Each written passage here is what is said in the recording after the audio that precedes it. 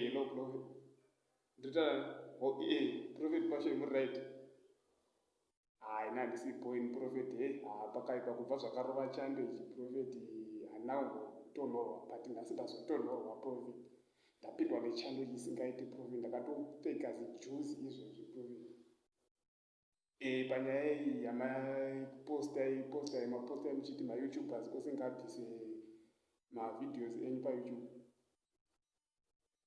inotoraramirawo kupi prophet pakaipa prophet nemadzura moyo wenyu zveprophet mutori muti pamuri ipapapa saka isi titoriwo pamumvuri mukatodaro nematotitemera mukuti zveprophet okay because yese yange muchitotamba iyo prophet muchitoita muchiita vanatwabanu vanatswibidi tokutsotsonya chichitosipakwa nenyika yaprophet tobva tatotora tosheyawo pasocial media chiposta nekudidi saka ndakatoitosipakwa nene because kudoko hakuna kana yakutotamba kuno kuprophet pakatoipa prophet because toraramirawo kupi prophet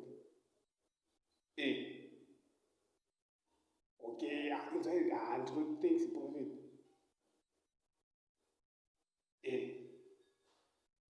but inzwai zveprofit but handisi ndoga manje takawanda mayoutube takawanda ati handisi ndoga zveprofit saka mukaregerera inini manje ko vamwe vangu zveprofit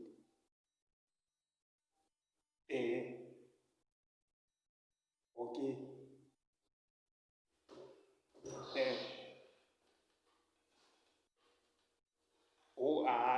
kopisikana muchambofunga nezvazvo okay haafungai nezvazvo prophet nyatsakupinda mulambo enyu muyatsokufunga nezvazvo kana kupinda musagunodzi muimba yenyu rumu yenyu yayaisa iyoyo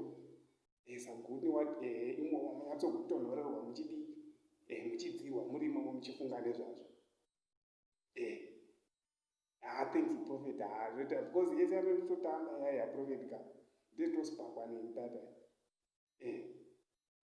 okay ndichavazivisa vamwe vangu mayoutube kuti hakati naprofeti ndichambofunga nezvazvo dondohana musanyanya kupindwa nechando stereki sezvanga ndatoitwa nacho okay paripo prophet thanks okay mufarise kulesi lili muvafarise mwaudze kuti kwanzi nabauneneka musanyanya kumhanya nelambo yaya yamakava surprise pabirthday yaya because handidi kushayikirwa naye nakulesa vangu vakadaro saka bo prophet haregai ndigozivisa vamwe vangu kuti hanzi naprofeti ndichambofunga nezvazvo saka dondoari musanyanya kupindwa nechando yenyu stereki okay prophet yes twaba